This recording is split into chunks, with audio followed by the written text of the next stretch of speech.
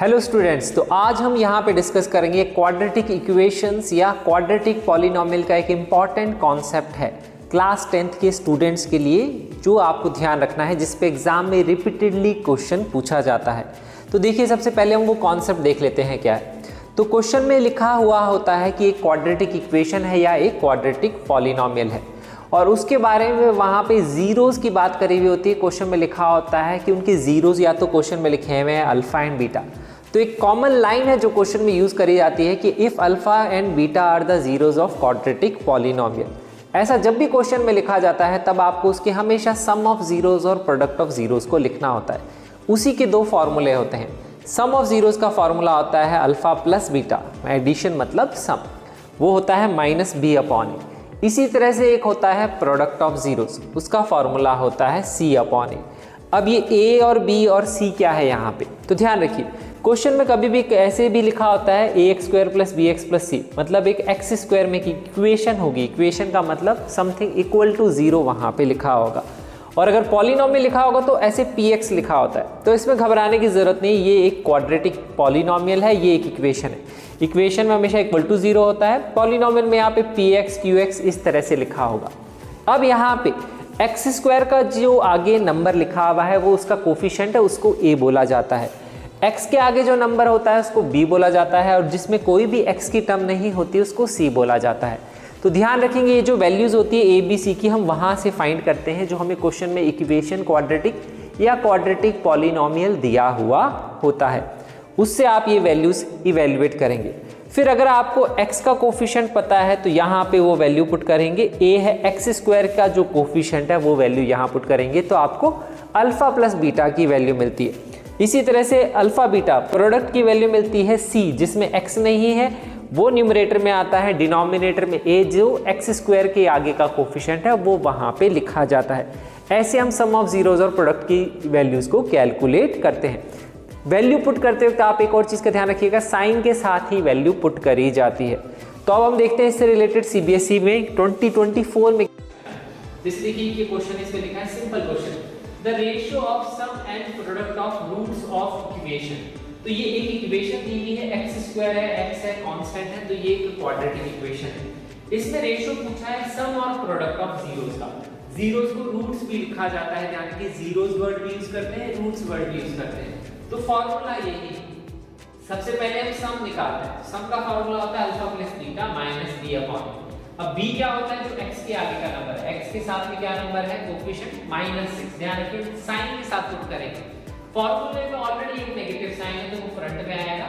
ये b की value है -6 डिवाइडेड बाय x स्क्वायर के आगे जो कोफिशिएंट है वैल्यू है 5। तो ये है अल्फा प्लस बीटा।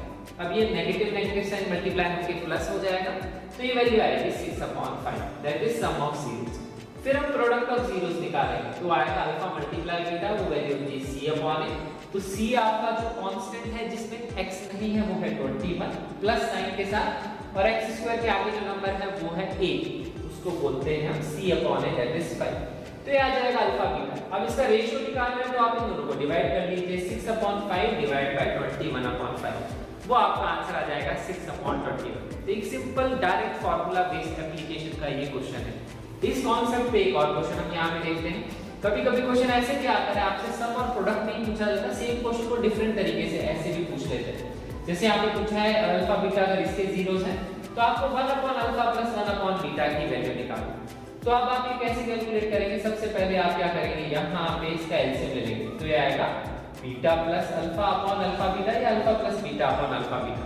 तो फिर से देखिए, सेम क्वेश्चन डिफरेंट तरीके से पूछा गया। ये सम ऑफ जीरोस है, ये प्रोडक्ट ऑफ जीरोस है, उसका रेशियो आपसे पूछा है, एक डिफरेंट क्वाड्रेटिक। तो सीबीएसई 2024 के दूसरे सेट का पेपर का ये question, same concept different type of question दिखने वाला तरीका वही में यहाँ पे अप्लाई होगा। फिर से इसमें सम ऑफ जीरोस निकालेंगे, वो -b/a, तो वैल्यू आएगी -3/5, और अल्फा बीटा होता है c/a, तो आएगा -7/5।